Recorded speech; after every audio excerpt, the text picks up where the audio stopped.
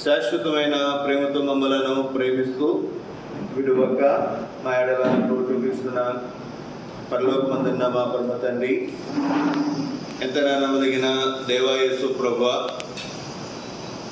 యేసుక్రీస్తు వారి నామములో మరొకసారి ఈ ఉదయకాల సమయంలో నీ మందిరంలో చేరి మిమ్మల్ని ఆరాధించినట్లుగా, పూజించినట్లుగా, కీర్తించినట్లుగా, కొనియాడినట్లుగా, కనపరిచినట్లుగా, మహింపరిచినట్లుగా మీరు అనుగ్రహించిన తీవ్రమైన తరుణాన్ని బట్టి మిమ్మల్ని స్తుతిస్తూ ఆరాధిస్తున్నాను. కొన్ని కీర్తనల ద్వారా మిమ్మల్ని ఆరాధించట్లో మీరు చేసిన మీ దగ్గర ఏర్పాటును బట్టి మిమ్మల్ని స్తుతిస్తూ ఆరాధిస్తున్నాను. ఈ పాటలు పాడటం ద్వారా మీ వాక్యము వినిమితే మా హృదయాలు సిద్ధపరిచేందుకే ముందు తీస్తున్నాను. ఈ సమయాన్ని మీరు మాకు ఆశీర్వాదకరంగా మీరు ఉంచము, పరిశుద్ధపరచము. మా తల్లి, మా ప్రభు, నా మటుకు నేను అపనమ్మకస్తులు, నా అభ్యుతులను మీ కలువరి రక్త ప్రోక్షణ తెచ్చుకుంటుండగా నా ఆత్మ ప్రాణ దేహములు మీరు కడుగుము, పవిత్రపరచు, పరిశుద్ధపరచము. ఈ సమయం కొరకు మీ ఆత్మతో మీరు అభిషేకించము, మీ ఆత్మ సాయంత్రం మీరు అనుగ్రహించము. మీరు ఆత్మ కనుక మిమ్మల్ని ఆరాధించేవారు ఆత్మతోనూ సత్యముతోనూ ఆరాధించేవారు కనుక మేము అందరము కూడా మిమ్మల్ని ఆత్మతోనూ సత్యముతోనూ ఆరాధించినట్లుగా నన్ను మమ్మల్ని మీరు సిద్ధపరచు. ఈ సమయాన్ని మీరు మాకు దీవెనకరంగా, ఆశీర్వాదకరంగా మీరు ఉంచు. మాతో మాట్లాడు, మమ్మల్ని దర్శించు. యేసు పరిశుద్ధ నామములో స్తుతించి ప్రార్థించి అడిగి వేడుకుంటున్నాము తండ్రి, ఆమేన్. కీర్తన గ్రంథము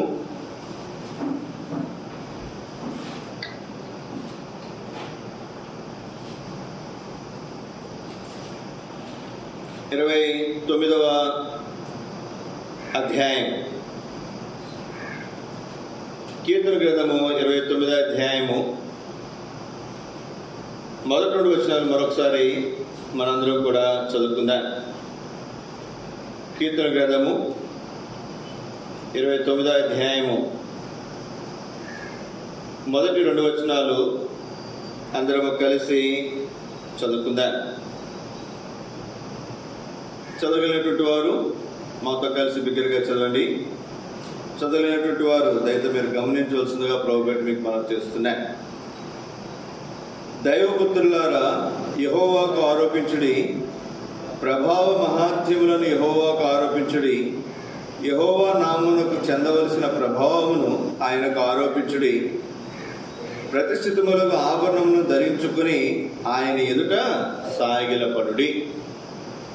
ఆయన ఎదుట సాగిలపడుడి.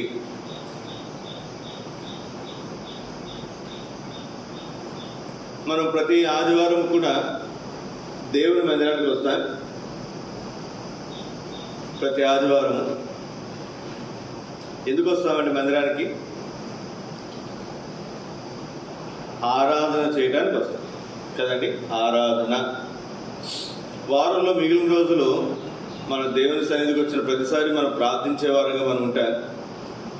ఒక ఆదివారం మాత్రం ఏం చేస్తామండి? ఏం చేస్తాం? దేవుని ఆరాధిస్తాం. ఆరాధన అంటే ఏమిటో మనం చూడటానికి ప్రయత్నం చేస్తున్నాం. గత 2 వారాలు దేవుడిచ్చిన కొన్ని తలంపులు మనం చూస్తూ వచ్చాం. ఈరోజు కూడా మరి ఆరాధన, ఎందుకు మనం ఆయన ఆరాధించాలి, ఏ కారణం చేత ఆయన ఆరాధించాలి, అసలు ఆరాధన అంటే ఏంటి, బైబిల్ గ్రంథంలో ఎవరు ఆరాధించారు, ఎందుకు ఆరాధించారు, ఏ పరిస్థితుల్లో వారు ఆరాధించారు, ఇవి మనం కొంత తెలుసుకోవడానికి ఆ వాక్యాలను ఆధారం చేసుకుని మనం ఆయనని ఆరాధించడానికి మనం ప్రయత్నం చేస్తున్నాం. ఈరోజు ఒక ప్రాముఖ్యమైనటువంటి సంగతి 29వ అధ్యాయము కీర్తన గ్రంథం 2వ వచనంలో, యెహోవా నామమునకు చెందవలసిన ప్రభావమును ఆయనకు ఆరోపించుడి, ప్రతిష్ఠితములకు ఆభరణములను ధరించుకొని ఆయన ఎదుట సాగిలపడుడి. తెలుగు బైబిల్లో ఆయన ఎదుట సాగిలపడుడి అని ఉంది, కానీ ఇంగ్లీష్ తర్జుమాలో అయితే, ఇంగ్లీష్ తర్జుమాలో give to the Lord the full of glory of his name, give him worship in his holy robes. Give him worship. ఆయనకి ఏం చెల్లించాలంట? ఆరాధన చెల్లించాలి. ఇక్కడ సాగిలపడుడి అనే మాట తెలుగు తర్జుమాలో మనం చూస్తున్నాం. ఇంగ్లీష్ తర్జుమాలో అయితే ఆయనను ఆరాధించుడి. ఏం చేయాలంటే ఆరాధించుడి. కొన్ని సందర్భాల్లో బైబిల్లో మరి ఇంగ్లీష్లో ఆరాధన, తెలుగులోకి వచ్చేసరికి సాగిలపడుట. ఒక మాట మనం జాగ్రత్తగా ఆలోచన చేస్తే, సాగిలపడటాన్ని మనం ఏమంటామంటే తెలుగు మామూలు భాషలో సాష్టాంగ నమస్కారం అంటాం కదండి. సాష్టాంగ నమస్కారం. ఆ వ్యక్తి చాలా గొప్పవాడైతే మనకెంతో గొప్ప మేలు, ఎంతో గొప్ప కార్యం చేసినట్లయితే ఆ వ్యక్తికే సాష్టాంగ నమస్కారం పెడతాం. అందరికీ పెడతామండి. అందరికీ ఓ నమస్కారం పెడతాం. మా అయితే కొంత తల ఉంచి నమస్కారం పెడతాం. సాష్టాంగ నమస్కారం పెట్టామంటే అది వేరే, అసలు చాలా ప్రత్యేకమైనటువంటి. కొన్నిసార్లు కొంతమంది ఏం చేస్తారంటే చేతులు పట్టుకున్నాయా ఈ కాళ్ళు అనుకో అని చెప్పి నమస్కారం పెట్టడానికి ప్రయత్నం చేస్తారు. కొంతమంది కాళ్ళు పట్టుకుని నమస్కారం పెడతారు. వీటన్నిటికీ మించినది సాష్టాంగ నమస్కారం. సాగిలు పడటం అంటే అది. ఆయన ఎదుట సాగిలు పడ్డాము అంటే దాని అర్థం ఏంటంటే సాష్టాంగ నమస్కారం చేస్తాం. దీనినే ఆరాధన అని ఇంగ్లీష్ తర్జుమాలో మనం చూస్తాం. సాగిలు పడుట ఇది ఆరాధనను మనకు జ్ఞాపకం చేస్తుంది. కానీ ఈ ప్రవచనం సాగిల పడుట అనే మాట ఆధారం చేసుకుని కొన్ని తలంపులు మీకు క్లుప్తంగా మీకు జ్ఞాపకం చేయడానికి ప్రయత్నం చేస్తాను. రండి, దేవుని వాక్యంలో నుండి ఒక 5 తలంపులు క్లుప్తంగా మనం చూద్దాం. ఎవరెవరు సాగిలు పడ్డారు, ఏ సందర్భంలో సాగిలు పడ్డారు, ఏ విషయాల్లో సాగిలు పడ్డారు అనే విషయాల గురించి మనం ఆలోచన చేస్తే, ప్రకటన గ్రంథము 5వ అధ్యాయం, ప్రకటన గ్రంథము 5వ అధ్యాయము 8, 9, 10 వచనాలు. ప్రకటన గ్రంథం 5వ అధ్యాయము. ఎందుకు మనము సాగిలు పడి ఆయన్ని ఆరాధించాలి అంటే, పాత నిబంధనలో లేదా కొత్త నిబంధనలో మరి భక్తులు ఎప్పుడైనా వారు సాగిలు పడ్డారా అంటే సాగిలు పడ్డారు. ఎప్పుడు సాగిలు పడ్డారు? ప్రకటన గ్రంథం 5వ అధ్యాయం 8, 9, 10 వచనాలు. ఆయన దాన్ని తీసుకునేటప్పుడు ఆ 4 జీవులను, వేణులను, ధూపద్రవ్యములతో నిండిన సువర్ణ పాత్రలను పట్టుకొని ఉన్న ఆ 24 పెద్దలను ఆ గొర్రెపిల్ల ఎదుట సాగిలపడి, ఈ పాత్రలు పరిశుద్ధుల ప్రార్థనలు. 9, 10 వచనాలు. ప్రకటన 5వ అధ్యాయం 9, 10 వచనాలు. ఆ పెద్దలు, నీవు ఆ గ్రంథమును తీసుకుని దాని ముద్రలు విప్పుటకు యోగ్యుడవు, నీవు వధింపబడిన వాడవే, నీ రక్తమిచ్చి ప్రతి వంశములోను, ఆయా భాషలు మాట్లాడే వారిలోను, ప్రతి ప్రజలోను, ప్రతి జనములోను దేవుని కొరకు మనుషులను కొని మా దేవునికి వారిని ఒక రాజ్యముగాను యాజకులను గాను చేస్తే గనుక వారు భూలోకమందు ఏలుతారని కొత్త పాట పాడదు. రైట్.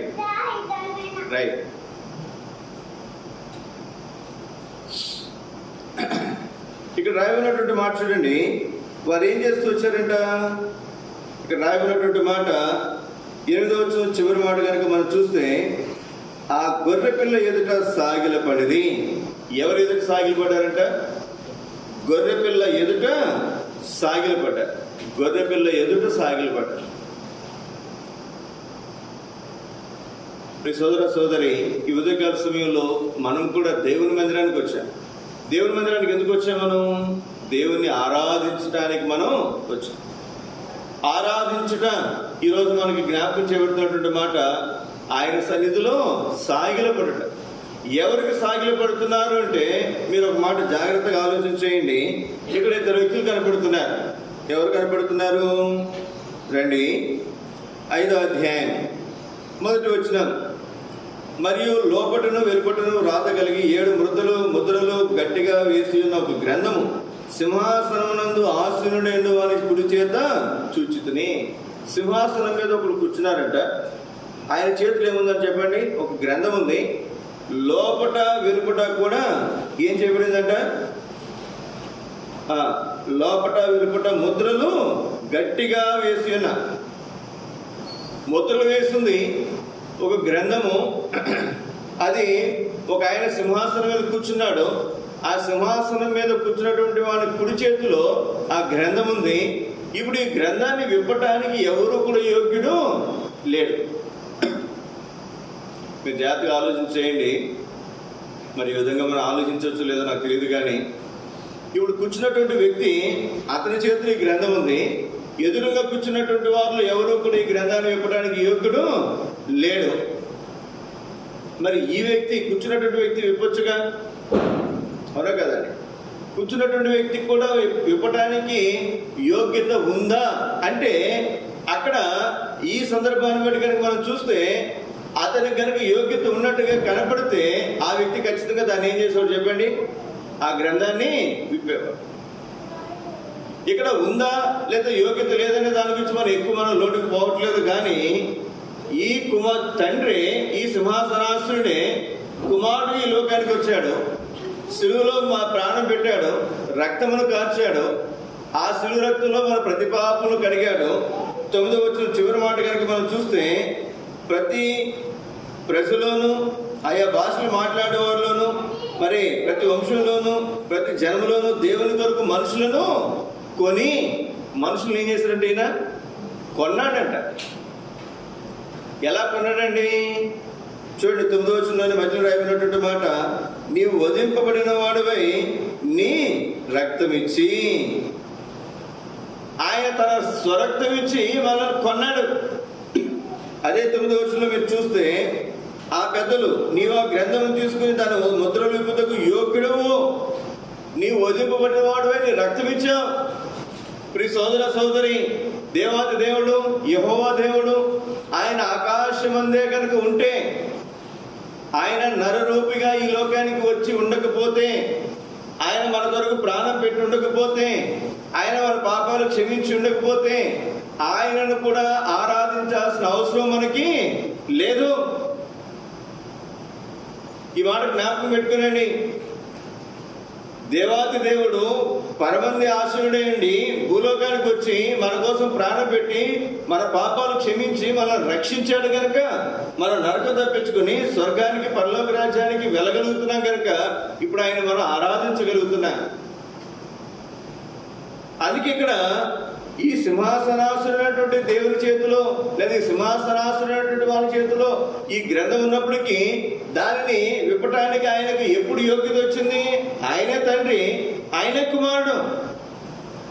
తండ్రి మానవ రీతికి లోకానికి వచ్చాడు, ఆయన కుమారుడు. మీరు ఉదాహరణ మీకు అర్థమవడం కొంచెం చెప్తున్నాను. ఈ బాటిల్ తీసుకుని నీళ్ళు తీసుకెళ్ళి నేను డీప్ ఫ్రిడ్జ్లో పెట్టాను. ఏమవుతుందండి? ఇది గడ్డగట్టేస్తుంది. దాన్ని ఏమంటాం? నీళ్ళు అంటాం. మనం ఏమంటాం చెప్పండి? ఏమంటాం? ఐస్ అంట. దాన్ని తీసుకొచ్చి 10 నిమిషాలు బయట పెట్టాం అనుకోనండి, ఐస్ని తీసుకొచ్చి 10 నిమిషాలు ఐస్ గడ్డగట్టినటువంటి ఈ బాటిల్ తీసుకొచ్చి బయట పెడతాం 10 నిమిషాలు. ఇప్పుడు ఇందులో ఏముంటాయి చెప్పండి? దీన్ని ఏమంటాం? దీన్ని ఏమంటామండి? నీళ్ళు అంటాం. ఇంతకుముందు ఏంటది? ఐస్. ఇప్పుడు ఏమంటాం వాటిని? అదే ఐసు బయట పెడితే నీళ్ళు అవుతున్నాయి కదండి. దీన్ని తీసుకెళ్ళి స్టవ్ పెట్టాను అనుకోనండి, 10 నిమిషాలు ఉంచాను నేను, స్టవ్ పెట్టి మరిగిస్తున్నాను. 10 నిమిషాలు ఏమైపోతుంది? నీటి ఆవిరైపోతుంది. అర్థమవుతుందండి? అక్కడ ఉంటేనేమో ఫ్రిడ్జ్లో ఉంటేనేమో ఐస్ గడ్డ అంటున్నా, మామూలుగా ఉంటేనేమో నీళ్ళు అంటున్నా, స్టవ్ పెడితేనేమో వాటిని ఏమన్నా చెప్పండి? నీటి ఆవిరి అంటున్నా. 3 ఒకటే. ఇప్పుడు నీటి ఆవిరి ఉందనుకోనండి, నీళ్ళు ఉంటాయి. అప్పుడు నీళ్ళు కనపడవు. ఇంకా మనకి ఐస్ కనపడుతుందా? కనపడదు. ఇప్పుడు ఐస్ కనపడుతుంది అనుకోండి, ఐస్ గడ్డగా మనం ఫ్రిడ్జ్లో పెట్టాం, అప్పుడు నీళ్ళు ఉంటాయా? నీళ్ళు ఉండవు. నీటి ఆవిరి ఉంటుందా? అంటే ఎప్పుడైనా సరే ఒక్క రూపమే మనకు కనపడుతుంది, అవునా కదా? 3 రూపాలు ఒకేసారి మనము చూడలేము. అలాగే తండ్రి, కుమార, పరిశుద్ధాత్మ త్రియేక దేవుడు. 3 దేవుళ్ళు కాదండి. ఈ మాట గుర్తుపెట్టుకునండి. 3 దేవుళ్ళు కాదు. ఈయన తండ్రి అయినటువంటి దేవుడు, ఆకాశమందు ఆశీనటువంటి దేవుడు. ఆయన సింహాసనాసీనుడు. ఆయన భూమి మీదకి రాడు. భూమి మీదకి వచ్చాడు అనుకోనండి. సూర్యుని సృష్టించింది దేవుడు. ఆయన కుడి చేతిలో 7 నక్షత్రాలు ఉన్నాయి. ఈ 7 నక్షత్రాలు ఆయన కుడి చేతులు ఉన్నప్పుడు నక్షత్రాలు సూర్యుని కంటే కూడా పెద్ద నక్షత్రాలు చాలా ఉన్నాయి. ఉదాహరణకు సూర్యుడు అంత నక్షత్రాలు అనుకుందాం. ఈ 7 నక్షత్రాలు చేతిలో ఉంటే ఈ సూర్యుడు ఒక నక్షత్రం అయితే భూమి కంటే చాలా రెట్లు పెద్దది సూర్యుడు అయితే, ఇట్లాంటి సూర్యుడు అట్లాంటి నక్షత్రాలు 7 ఉంటే ఆయన ఎంత పెద్ద దేవుడు అర్థమవుతుందండి. ఆయన ఎంత పెద్దవాడు. ఆయన మరి చేతిలో సూర్యుడు లాంటి నక్షత్రాలు ఉన్నాయి అంటే ఆ నక్షత్రాలు మరి సూర్యుడు మన చేతిలో ఒక నువ్వు పట్టుకున్నాం అనుకోండి, మనల్ని ఏం చేస్తుంది? కాల్ చేస్తుంది. ఇప్పుడు ఈ నక్షత్రాలు ఆయన చేతులు ఉన్నాయి, ఆయన కాల్చగలుగుతున్నాయా? లేదు. వాటికంటే ఎక్కువైనటువంటి మహిమ కలిగినటువంటి వాడు దేవుడు. సూర్యుడే భూమి మీదకి వస్తే మనందరం వాడి మెస్ అయిపోతాం. అట్లాంటి దేవుడు మహిమతో ఈ లోకానికి వస్తే మనం అందరం కూడా ఉంటాం? అసలు ఉన్నాం. ఇంకొక మాట బైబిల్లో ఉంది, ఆకాశం ఆయన సింహాసనము, భూమి ఆయన పాదపీఠం. మనం నుంచున్నాం, మన కాళ్ళ కింద రాజులకి ఏమిటో చెప్పి పెద్ద పెద్ద వాళ్ళకి కింద ఒక పీట వేసుకుంటారు, కాళ్ళ కింద పెట్టుకుంటారు. భూమి ఏంటంటే ఆయన పాదపీఠం. ఆయన నిలబడటానికి, ఆయన ఉండటానికి స్థలం సరిపోదు. అయితే మన పాపాలు క్షమించబడాలి అంటే మనకేమవసరం చెప్పండి? పరిశుద్ధమైన రక్తం అవసరం. ఆ రక్తం చిందించడానికి దేవుడు తన మహిమను విడిచి, తన మహాత్మ్యమును విడిచి, కేవలము ఆయన ఆత్మ అయినటువంటి దేవుడు, ఆయనకు రూపము లేదు. అట్లాంటి దేవుడు పాప శరీరాకారం లోకానికి వచ్చాడు. పాప శరీరాకారం లోకానికి వచ్చాడు. ఆయన యేసుక్రీస్తు. ఆయన మరి దేవాది దేవుడైతే ఆకాశం అందే ఆశ్రయుడైనటువంటి వాడు. యేసుక్రీస్తు వారు భూమి మీదకి వచ్చాడు. ఒక్కరినే మనం చూడగలం. పిలుపు అడుగుతాడు, బోధకుడా మాకు తండ్రిని చూపించు, మాకు అంతే చాలు అంటే యేసుక్రీస్తు వారు ఏమంటారు చెప్పండి? నువ్వు ఇంకా నన్ను ఎరగలేదా? నన్ను చూసిన వాడు తండ్రిని చూసినట్లే. మనం పరలోకానికి వెళ్ళిన తర్వాత కూడా గుర్తుపెట్టుకునే మాట, మనం క్రీస్తులో తండ్రిని చూడగలమే కానీ తండ్రిని డైరెక్ట్గా మనము చూడం. ఇక్కడ ఎవరిని ఆరాధిస్తున్నారు అంటే సింహాసనాసుడైనటువంటి మరి వ్యక్తి కనపడుతున్నాడు. ఇక్కడ గొర్రెపిల్ల కనపడుతుంది. ఎప్పుడైతే ఈ ముద్ర విప్పటానికి ఫస్ట్ చూసిన ఎవరిని? సింహాసనాసుడైనటువంటి వాడిని చూచారు. ఆయన చేతులు ఏముంది? ఆ గ్రంథం ఉంది. ఇప్పుడు ఆ గ్రంథం ఇవ్వడానికి ఆయనకి యోగ్యత కనపడట్లేదు, సరిపోవట్లేదు. ఇప్పుడు వెంటనే మనకు అక్కడ ఎవరు కనపడతారు చెప్పండి? వధింపబడినటువంటి గొర్రెపిల్ల కనపడుతుంది. ఎప్పుడైతే వధింపబడినటువంటి గొర్రెపిల్ల కనపడిందో అప్పుడు ఆ గొర్రెపిల్లకి ఏమొచ్చిందంటండి? ఆ ముద్దలు ఇవ్వటానికి అర్హత వచ్చింది. ఇప్పుడు తన ప్రాణం పెట్టిన తర్వాత. అందుకే ఆయన అన్నాడు కదా, ఆయన శిలువ కార్యం జరిగించిన తర్వాత ఇదిగో సమాప్తమైనది. ఎన్నో సంగతులకు ఆ శిలువ కార్యము సమాప్తి. ఒకటి మన పాపాలు క్షమించడానికి, మన కొరకు మన రక్తం చిందించడానికి, లేదా ఆ శిలువ రక్తంలో మన పాపాలు కట్టడానికి అనుకుంటే ఇక్కడ సందర్భాన్ని బట్టి మనం చూస్తున్నాం. ఆ ముద్దలు ఉన్నటువంటి గ్రంథాన్ని విప్పాలి అంటే రక్తం చిందించబడినటువంటి లేదా వదిలిపడినటువంటి గొర్రెపిల్లకు మాత్రమే యోగ్యత ఉన్నది. యోగ్యత. సోదర సోదరి, ఈ ఉదయకాల సమయంలో మనం గమనించాల్సినటువంటి ప్రాముఖ్యమైనటువంటి మాట, మనం ఎవరిని ఆరాధించడానికి వచ్చామంటే మొట్టమొదటిగా వధింపబడినట్లున్నటువంటి గొర్రెపిల్లను ఆరాధించడానికి మనం వచ్చాం. అందుకే 8వ వచనం చివరి మనం చూస్తున్నాం. 8వ వచనం చూడండి, చదవలేదు ఒకసారి. ప్రకటన 5:8. ఆయన దానిని తీసుకునేటప్పుడు ఆ 4 జీవులు వీణలను ధూపద్రవ్యములతో నిండిన సువర్ణ ధూపాత్రులను పట్టుకుని ఉన్న ఆ 24 పెద్దలను ఆ గొర్రెపిల్ల ఎదుట సాగిలపడిని. పెద్దలు 24 పెద్దలు, లేదా దూతలు 4 జీవులు, ఇంకా మనకు శరాపులు, మరి కెరూబులు, ఇంకెన్నో. ఇవన్నీ ఏం చేస్తున్నాయంట? ఆయన ఎదుట సాగిలపడుతున్నాయంట. సాగిలపడుతుంది. 7వ అధ్యాయంలో కూడా అదే మాట మనం చూస్తాం. 7వ అధ్యాయంలో కూడా 9వ అధ్యాయం అనుకుంటారు. 9వ అధ్యాయం. ఈ సోదర సోదరి, ఇక్కడ మనం గమనించాల్సినటువంటి ప్రాముఖ్యం 7వ అధ్యాయము 7వ అధ్యాయం 9వ వచనం. 7వ అధ్యాయం 9వ వచనం ప్రకటన. అటు తర్వాత నేను చూడగా ఇదిగో ప్రతి జనములో నుండి, ప్రతి వంశములో నుండి, ప్రజల్లో నుండి, ఆయా భాషలు మాట్లాడేవారి నుండి వచ్చి ఎవడనూ లెక్కింపజాలని గొప్ప సమూహం కనబడేను. వారు తెల్లని వస్త్రములు ధరించుకున్న వారే ఖర్జూరపు మాటలు చేతపట్టుకుని సింహాసనం ఎదుటను గొర్రెపిల్ల ఎదుటను నిలబడి. ఇక మీరు గమనించండి, సింహాసనాసుడైనటువంటి వారి ఎదుట రాయబడిన సింహాసనం ఎదుట నిలబడ్డారంట. ఇప్పుడు ఈ సింహాసనం మీద ఎవరున్నారండి? గొర్రెపిల్ల ఉంది. ఇంతకుముందేమో సింహాసనాసుడైనటువంటి వాడు అన్నమాట మనం చూస్తున్నాం. అది తండ్రిని మనం చూపిస్తుంటే, ఇక్కడ 7వ అధ్యాయంలోకి వచ్చేసరికి మనం చూస్తే 7వ అధ్యాయం ఎవరు కనపడుతున్నారండి? సింహాసనం మీద ఆశించినటువంటి దేవుని గొర్రెపిల్ల కనపడుతుంది. ఇప్పుడు ఆ గొర్రెపిల్ల ఎదురు నిలబడి ఏం చేస్తారంటే 10వ వచనం అందరూ కలిసి చదువుకున్నా. ప్రకటన 7:10 సింహాసనాసుడైన మా దేవునికిని గొర్రెపిల్లకును మా రక్షణకై స్తోత్రమని మహాశబ్దముతో ఎలుగెత్తి చెప్పిరి. ఇక్కడ మొట్టమొదటిగా మనం చూస్తున్నాం, వధింపబడినట్లున్నటువంటి గొర్రెపిల్లను ఆరాధించడానికి మనం చేయవచ్చు, సాగిలపడి ఆరాధించడానికి మనం చేయవచ్చు. రండి, 2 తలుపుగా మీకు జ్ఞాపకం చేస్తాను. నేను లేవీకాండం 9వ అధ్యాయం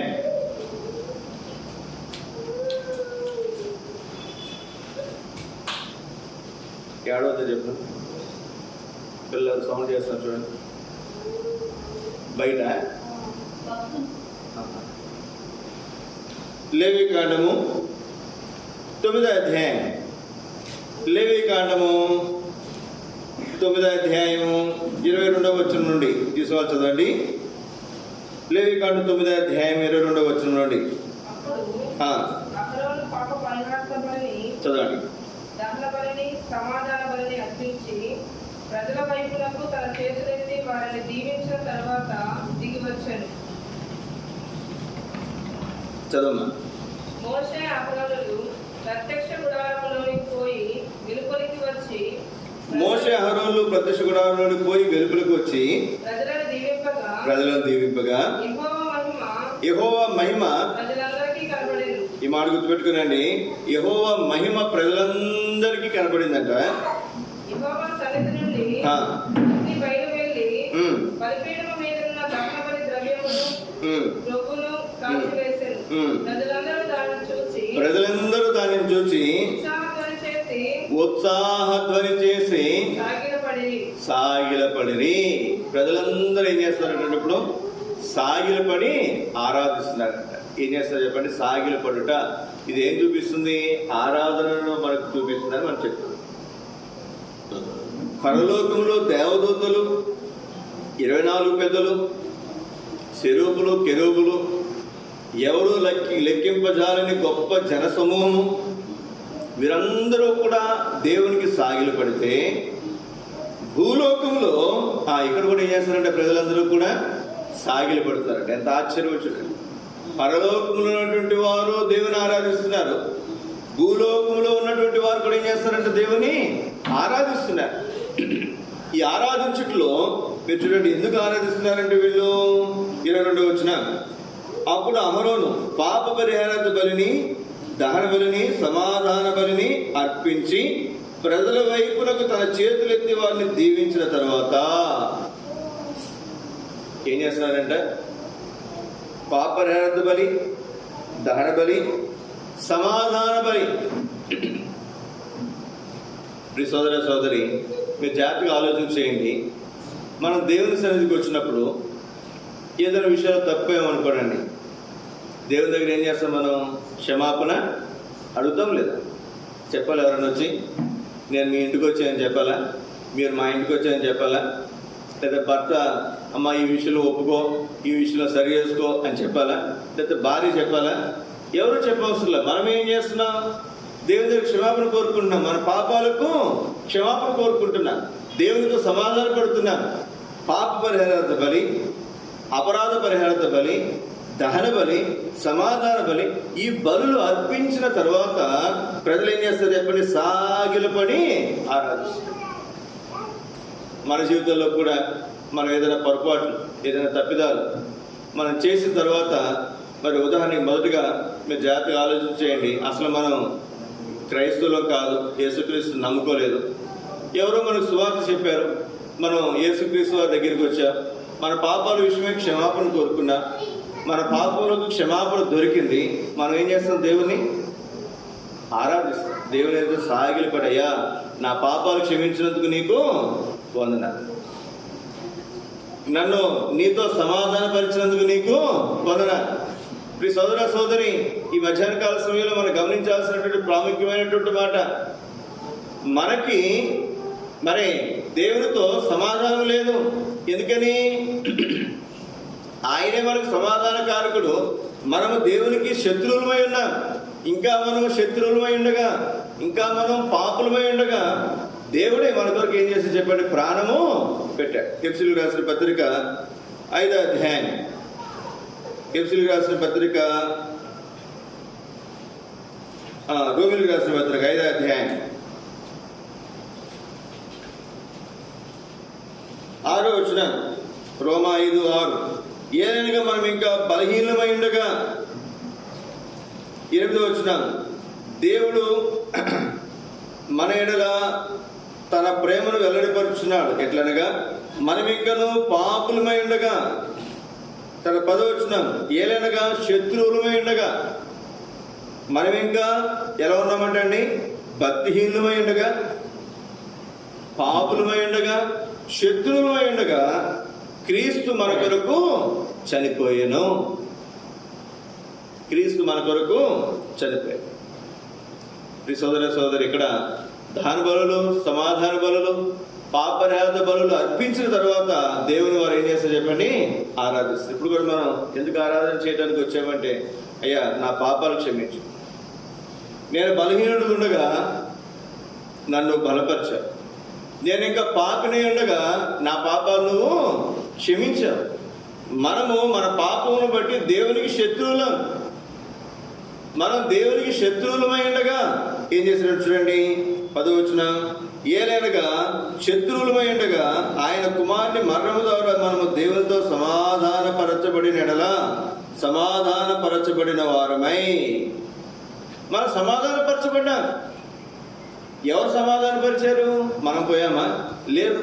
యేసుక్రీస్తు వారే మనలను దేవుని ఏం చేశారు చెప్పండి? సమాధానపరిచాడు. ఆయనే మన సమాధానానికి ఎవరు చెప్పండి? ఆయన కారకుడు. ఆయనే మన సమాధాన కారకుడు. అందుకే ఈ పాపజాత బలి, దహన బలి, సమాధాన బలి అర్పించిన తర్వాత వారు దేవుని ఏం చేస్తారు చెప్పండి? సాగిలపడి వారు ఆరాధిస్తారు. ఇప్పుడు కూడా మనం మధ్యాహ్నకాల సమయంలో మరి మన గత పాపం విషయమై మనం క్షమాపణ పొందాం, మనం దేవుని ఆరాధించడం చేరువచ్చాం. అలాగే ఈ వారంలో కూడా తెలుసో తెలియక ఏదో ఒక పొరపాట్లో మనం పడిపోయినప్పుడు దేవుని దగ్గర క్షమాపణ కోరుకున్నప్పుడు దేవుడు మరి ఆ నేరారోపణ ఉన్నటువంటి మనస్సాక్షిని తొలగించి వేసి నిర్మలమైనటువంటి మనస్సాక్షిని దేవుడు మనకు అనుగ్రహిస్తున్నాడు కనుక మనం దేవుని ఏం చేస్తాం చెప్పండి? ఆరాధించడానికి మనము చేరువచ్చాం. 3వ తలంపుగా రండి, సంఖ్యాకాండం 20వ అధ్యాయం.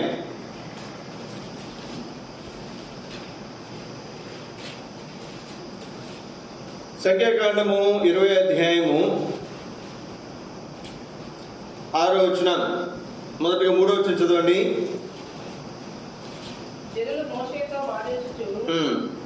అయ్యో, మా సహోదరులు యెహోవా ఎదుట చనిపోయినప్పుడు మేము చనిపోయిన ఎంత మేలు. మేము అప్పుడు చనిపోతే వాళ్ళతో పాటు ఎంత బాగుండేది. చెప్పండి, చదవండి. అయితే మేమును మా పశువులను ఇక్కడే చనిపోయినట్లు ఈ అరణ్యంలోనికి యెహోవా సమాజంలో మీరెలా తెచ్చిరి? ఇక్కడ చనిపోయి ఎంతవరకు తీసుకొచ్చారే? మమ్మల్ని చంపడానికి తీసుకొచ్చారు. ఇక్కడి వరకు అంటున్నారు వాళ్ళు. ఈ కాని చోటు అంటే ఏ చోటు అండి? అది కాని చోటు. మమ్ము తెచ్చుటకు ఐగుప్తులో నుండి మమ్మును ఏల రప్పించుతుంది. ఈ స్థలములో గింజలు లేవు. ఏం లేవంట. ఎందుకంతా ఇంత కోపం వచ్చింది వాళ్ళకి? గింజలు లేవంట అంటే తిండి గింజలు. అంజూరలు లేవు. అంజూరపు కాయలు లేవంట. ద్రాక్షలు లేవు. ద్రాక్ష కాయలు లేవంట. దానిమ్మలు లేవు. దానిమ్మలు లేవంట. త్రాగుటకు నీళ్ళే లేవు. అస్సలు సంగతి చివరిలో చెప్పారు. అలా తాగడానికి నీళ్ళే లేవు. నీళ్ళు లేవు. నీళ్ళు ఇమ్మంటే సరిపోద్ది కదా, ఏడపోతుంది చెప్పండి. అన్నం లేదంటే అది వేరే సంగతి. దానిమ్మకాయలు కూడా లేవంట. ఏమన్నా వీళ్ళు ఐగుప్తులు ఉన్నప్పుడు వీళ్ళు దానిమ్మగా తిన్న రకమైన అసలు వీళ్ళు చెప్పండి ఏం చేశారు? ఐగుప్తులు ఏం చేశారు చెప్పండి. ఇశ్రాయేలు ప్రజలు బానిసలుగా ఉన్నారు. మనం కూడా చూస్తాం, కొంత పనులు చేసుకుని ఉంటారు వాళ్ళు ఏ పూట కాపూట సంపాదించుకుంటారు. ఆ రోజు పని చేశారా, దొరికిన డబ్బులు పోతారు, అన్నం తెచ్చుకుంటారు, పప్పు తెచ్చుకుంటారు, శుభ్రంగా ఆ పూట కడుపునే తినేసి పడుకుంటారు. వాళ్ళు చక్కగా ఫ్రూట్స్ లేదా చికెన్లు మటన్లు తెచ్చుకుంటారా? ఏమండి వాళ్ళ దగ్గర అంత స్తోమత ఉంటుందా? వీళ్ళు ఐగుప్తు దేశంలో ఉన్నప్పుడు ఎట్లాంటి పరిస్థితి? బానిసలు. వాళ్ళకి ఏం లేవండి ఇప్పుడు. అప్పుడు గుర్తురాలు అంజూరపుకాయలు, దానిమ్మకాయలు, ద్రాక్షకాయలు అప్పుడు గుర్తురాలు. ఎప్పుడు గుర్తొచ్చినాయంట? అరణ్యంలో వీళ్ళు గుర్తొచ్చినాయి. సరే, ఇప్పుడు అడుగుతున్నారు ఏం లేవంటున్నారు చెప్పండి. ఏం లేవంటున్నారు? నీళ్లు లేవు. చదవండి 6వ వచనం. అప్పుడు మోషే అహరోనులు సమాజం ఎదుటి నుండి ప్రత్యక్షపు గుడారం యొక్క దేవుని ఎదుట సాగిలపడగా ఇక్కడ మీరు జాగ్రత్తగా ఆలోచించేయండి. ప్రజలకు కష్టం ఉన్నప్పుడు ఇది చాలా శ్రేష్టమైనటువంటి అనుభవం అండి. అన్నీ ఉన్నప్పుడు సంతోషంగా ఎవరైనా ఉంటారు. కష్టాల్లో, ఇబ్బందుల్లో, నష్టాల్లో, శ్రమల్లో, బాధల్లో, వ్యాధుల్లో కూడా సంతోషించగలిగిన వాడు, దేవుణ్ణి ఆరాధించగలిగిన వాడు ఒక క్రైస్తవుడు మాత్రమే. ఈ మాట గుర్తుపెట్టుకున్నాడు. ఇంకెవరు కూడా వారికి సంబంధించిన దేవుళ్ళను స్తుతించలేరు, ఆరాధించలేరు. ఒక క్రైస్తవుడు మాత్రమే తన కష్టంలో, తన ఇబ్బందుల్లో, తన వ్యాధుల్లో, తన బాధల్లో కూడా దేవుని ఆరాధించగలరు. ఏం చేస్తారంటే దేవుని దగ్గరికి వచ్చే వాళ్ళు సాగిల పడుతున్నారు. ఆరాధన వైఖరి. ఇంత కష్టం ఉంది.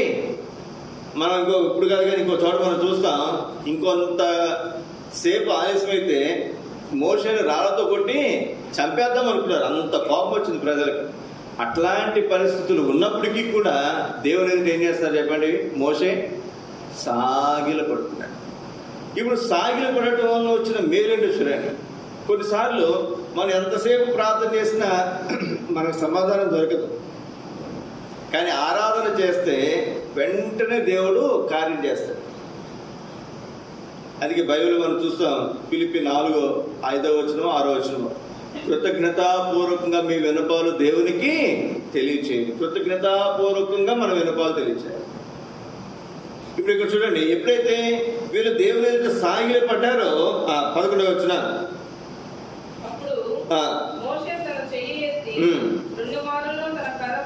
రెండు మార్లు తన కర్రతో దేని కొట్టాడండి?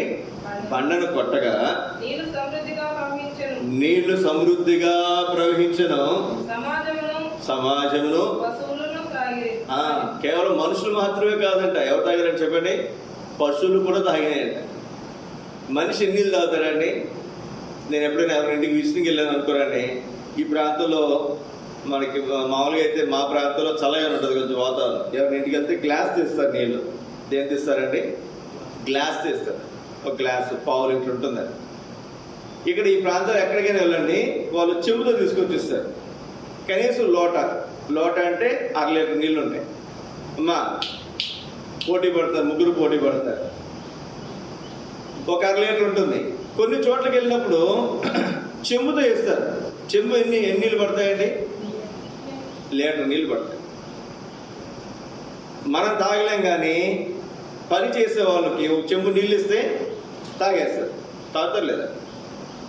బాగా కష్టపడి పనిచేసేవాడు ఒక చెంబుడు 1 లీటర్ నీళ్ళు తాగలడు ఒకేసారి. నాకు తెలిసి అంతకుమించి ఎక్కువ తాగడు. తర్వాత మళ్ళీ కొంచెం తాగుతారే.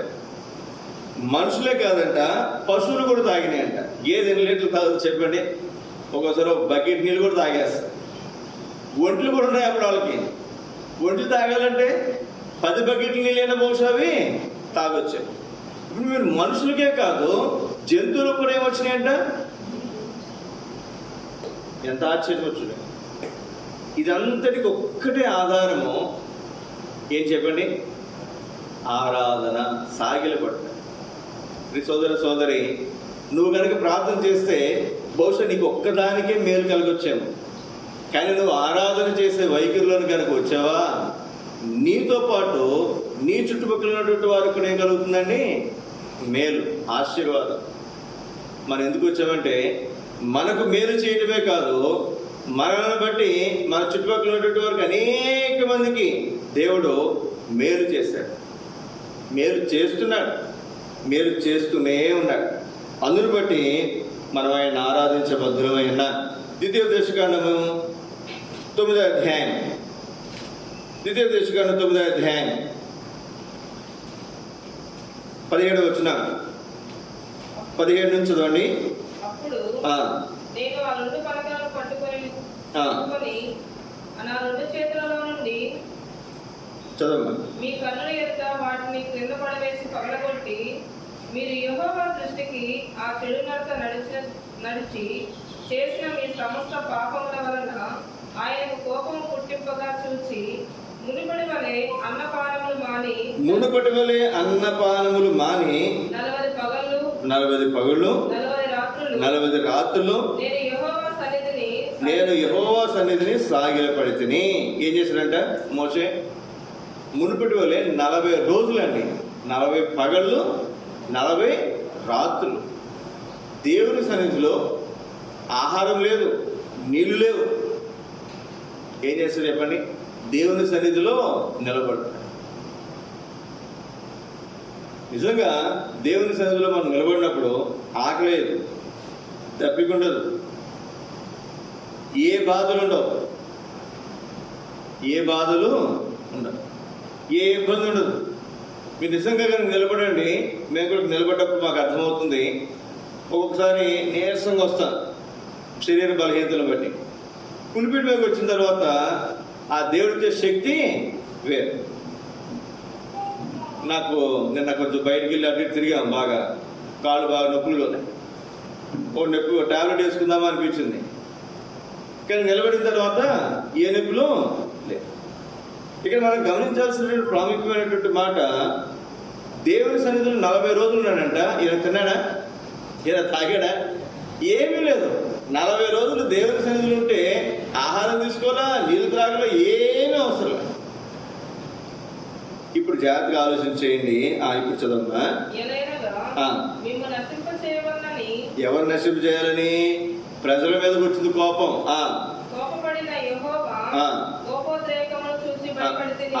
మోషేకే భయం వేసిందట. ప్రజల మీద దేవునికి వచ్చిన కోపాన్ని చూసి మోషేకే భయం వేసిందట.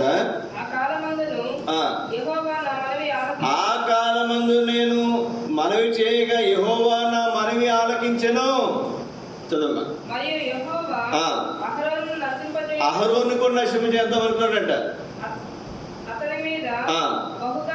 అతని మీద బహుగా కోపపడగా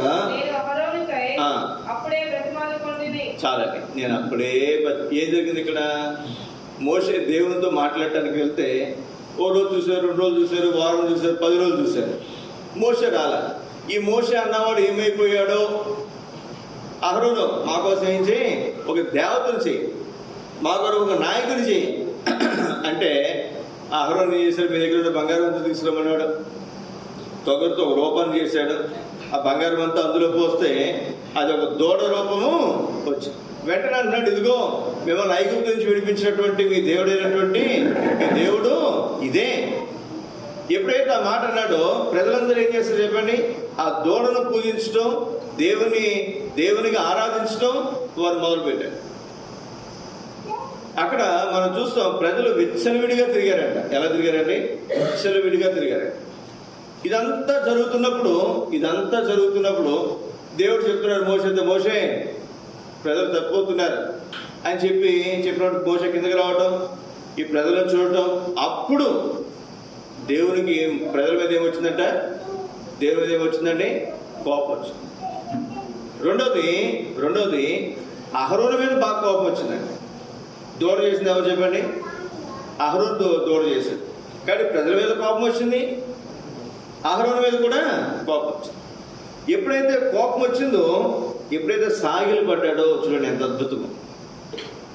దేవుని సన్నిధిలో సాగిలు పడ్డాడో ప్రజలను క్షమించాడంటే దేవుడు. తర్వాత ఎవరు క్షమించాడు చెప్పండి? అహరోను కూడా క్షమించాడు. ఎంత ఆశ్చర్యం వచ్చిందండి. మన ప్రార్థనలు ఎదుటివారిని క్షమాపణ గుణంలోనే తీసుకెళ్తున్నాయి, క్షమించబడే అనుభవంలోకి తీసుకెళ్తున్నాయి. వారి ప్రాణాల మీదకి రాకుండా, వారు దేవుని పాత్రలు కాకుండా, వారు తప్పించబడటానికి మనం దేవుని సన్నిధిలో సాగిల పడుట ఆధారం అవుతుంది. ఈ సోదర సోదరు, ఎంత అద్భుతమైనటువంటి సంగతి. చివరికి ఒక మాట మీకు జ్ఞాపకం చేస్తాను నేను. యెహెజ్కేలు గ్రంథం 3వ అధ్యాయం, యెహెజ్కేలు గ్రంథం 3వ అధ్యాయం 24వ వచనం. యెహెజ్కేలు 3:24. నేను నేలను సాగిలపడగా ఆత్మ నాలో ప్రవేశించి నన్ను చక్కగా నిలబెట్టిన తరువాత నేను నేలను సాగిలపడగా ఏం చేస్తున్నాడు చెప్పండి? నేలను సాగిలపడ్డాడంట. సాగిలు పడేసరికి అతనికి ఏమొచ్చిందంట? దేవుని ఆత్మ వచ్చిందంట. దేవుని ఆత్మ ఎప్పుడైతే తనలోనికి వచ్చిందో తను ఇప్పుడు ఏం చేశానని చెప్పండి? నాలో ప్రవేశించి నన్ను చక్కగా నిలవబెట్టిన తర్వాత, ఇప్పుడు అతను నిలబెట్టబడటానికి ముందు ఎలా ఉన్నాడు? కింద పడిపోయి ఉన్నాడు. నేలను పడిపోయినటువంటి స్థితి. కొన్నిసార్లు మనం ఎలా ఉంటామంటే అసలు ఏం చేయాలో అర్థం కాదు. దిక్కు తోచని పరిస్థితుల్లో మనం ఉంటాం.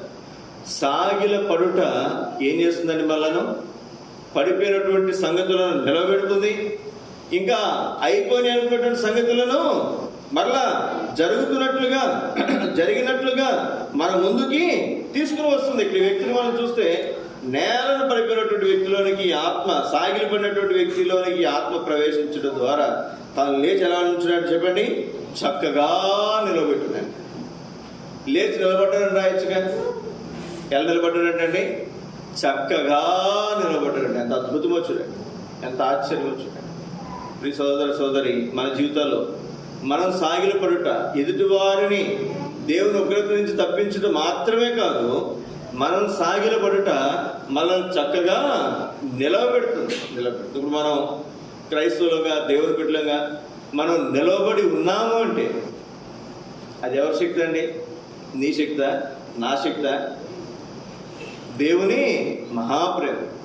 మనం చక్కగా నిలబడగలుగుతున్నాం ఆత్మీయంగా. చూడండి, చాలా మంది మనకు తెలిసిన వారు, మన ఇరుగు పొరుగు వారు క్రైస్తవులే, కానీ వారు దేవుని ఎరగలేకపోతున్నారు. దేవుని ఎరిగిన వారు కూడా దేవుని కొనసాగలేకపోతున్నారు. దేవునిలో కొనసాగుతున్నటువంటి వారు కూడా దేవుని మందిరానికి ప్రతి ఆదివారం రాలేకపోతున్నారు. మనం చక్కగా నిలబడగలుగుతున్నాము అంటే దేవుని ఆత్మ మనలో ఉండి మనల్ని ఏం చేస్తుందండి? నడిపిస్తుంది. అందుకే ఈ ఉదయకాల సమయంలో మనం దేవుని స్తుతించి ఆరాధించే వారంగా మనం అందరు లేచి కూడా పాట మనం పాడుకుంటారు. అందరు లేచినబడి